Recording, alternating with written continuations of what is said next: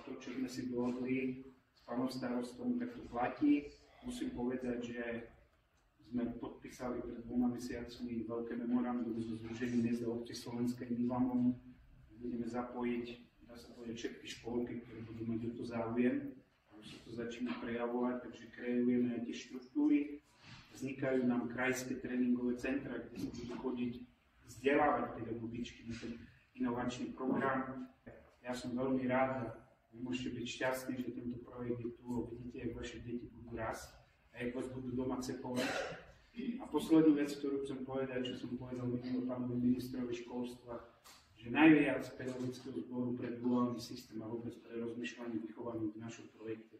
Pani učiteľky, tie nevedeli, čo je technický výkres, nevedeli, čo je pílka a tak ďalej a dneska sú tieto dievčatá zručné, čiže tu vás presvedčia, že keď sa chce, kde je srdce a vôľa, tam sa to dá urobiť a im po tej obrovské ďakujem, lebo oni sú tým hnacím motorom toho, čo má byť. Takže ja vám veľmi pekne ďakujem, že budem rozprávať, ale ja som trošku sunul aj v reči od pani profesorky Radičovej, lebo také by tu bola, tak to stojíme pol hodiny. Takže v krátkosti a veľmi pekne vám ďakujem a vás chcem len poprosiť, vychovajte z týchto detí statočných a múdrych občanov, aby sme išli ďalej a tento projekt mal ten základ pre vás, aby sa deti mohli rozvíjať. Ďakujem.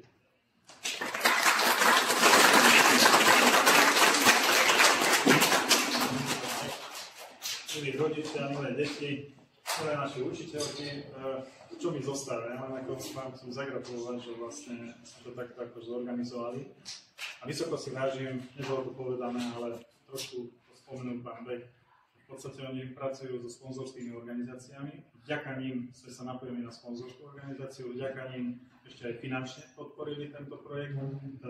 Viac ako 2000–3000 eur sme investovali finančných zdrojov, ale čo sa nedá vyčísliť, to sú tie ďalšie zdroje, metodika, školiace materiály, vycvičené trénerky, ktoré vlastne školili naše učiteľky. To bolo akože veľmi dlhé školenia, to viem, že od rána do večera a vlastne práve tam tie zručnosti museli získavať tieto naše učiteľky a odovzdával sa celé know-how, čo pán Beck akože spomínal, lebo majú nejaký proces, majú kompletnú metodiku a bez tejto metodiky by sme sa nevedeli pomôcť. Našim cieľom, čo už bolo aj povedané, že vlastne do Jesenského doniesť stále niečo nové, niečo inovatívne, aby ste sa cítili naozaj tak ako v tých mestách, že aby aj na vidieku sme mali tie isté možnosti ako na mestách, takže vlastne našim cieľom bolo, aby sme aj do Jesenského doniesli tieto záležitosti.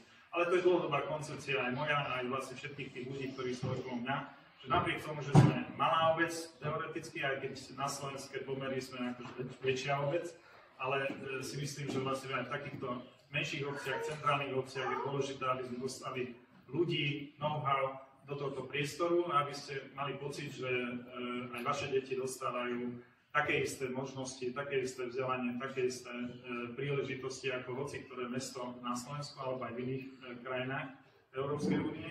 A myslím si, že vlastne tento trend tu aj bude aj v budúcnosti a vďaka takým ľuďom ako aj pán Beck a profesorka Radičová, že ich môžeme pozvať do tohto malého priestoru, tak takisto aj v budúcnosti ich budeme pozývať a možno, že budú ešte aj ďalšie príležitosti aj na rozvoj týchto vzdelávacích aktivít alebo aj ďalších možností.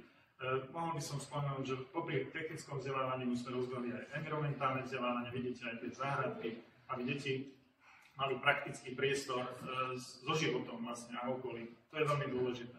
A nie len nejaké knižky alebo dataprojektor a tak ďalej, ale aby vedeli chytiť materiál, vedeli chytiť kvietky a tak ďalej. Tieto veci sú veľmi dôležité aj z môjho pohľadu, ale to už bolo všetko povedané. Ja sa teším na to, že aj ďalší školský rok už máme pripravené a určite počas leta pripravené aj ďalšie nejaké aktivity, takže tešíme sa na spoluprácu. Vysoko si vážime rodičov, že podporujete naše detičky v tom, čo sa tu robí a hlavne aj spoločne s pani učiteľkami vieme vytvárať nejaký lepší priestor pre vás, aj tých podnetov, ktoré máte aj vy.